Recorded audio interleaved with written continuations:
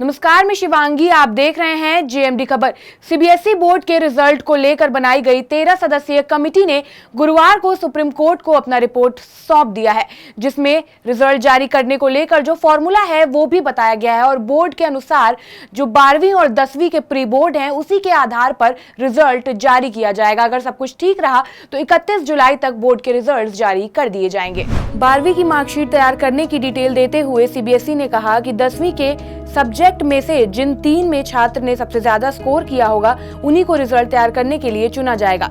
इसी तरह 11वीं के 5 विषयों का एवरेज लिया जाएगा और 12वीं कक्षा के यूनिट टर्म और प्रैक्टिकल में प्राप्त अंकों को रिजल्ट का आधार बनाया जाएगा।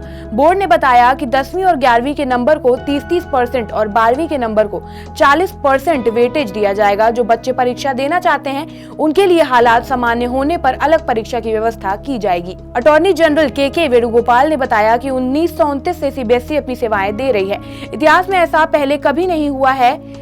इस फॉर्मूले को हमने एक्सपर्ट कमेटी के साथ डिजाइन किया है। 10वीं कक्षा के बोर्ड एग्जाम और सब्जेक्ट 11वीं और 12वीं से अलग होते हैं, इसलिए हमने पिछले 3 साल 10वीं और 11वीं और 12वीं को आधार बनाया है। वहीं सुप्रीम कोर्ट ने कहा सीबीएसई और आईसीएसई दोनों बोर्ड ने कहा है कि परिणाम घोषित करने के फॉर्मूले के साथ वैकल्पिक परीक्षाओं का समय भी बताया जाएगा। यदि एडवोकेट विकास सिंह कोई सुझाव देते हैं तो उन पर विचार किया जा सकता है। दोनों बोर्ड स्कीम लागू करने के लिए स्वतंत्र हैं। सुनवाई की अगली तारीख पर वे हमें इस बारे में बताएं।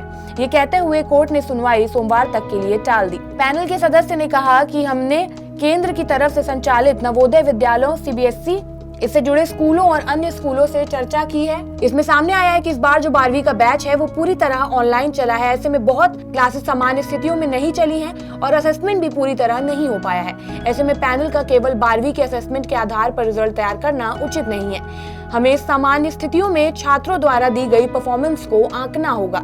ऐसे में 10वीं की परफॉर्मेंस बहुत अहम हो जाती है। ये सबसे विश्वसनीय डेटा है जो सीबीएसई ने अपने एग्जामिनेशन सेंटर पर लिया है और इसका मूल्यांकन बाहर किया गया है। इसी तरह 11वीं के एग्जाम भी लॉकडाउन के पहले ही हो गए थे। ये सभी परीक्षाएं अलग अलग स्थितियों में हुई हैं। कमेटी 12वीं को ज्यादा तरजीह देने के बारे में सोच रही है, पर अगर ओवरऑल बात की जाए तो 10वीं 11वीं को 30% और 12वीं को 40% वेटेज दिए जाने पर सहमति बनी है। हालांकि कुछ सदस्य 10वीं और 11वीं को ज्यादा वेटेज देने की बात भी कर रहे हैं। कुछ स्कूल भी इसी पक्ष में हैं। फिलहाल के लिए इतना ही। बने रहिए जेएमडी खबर के साथ। नमस्कार।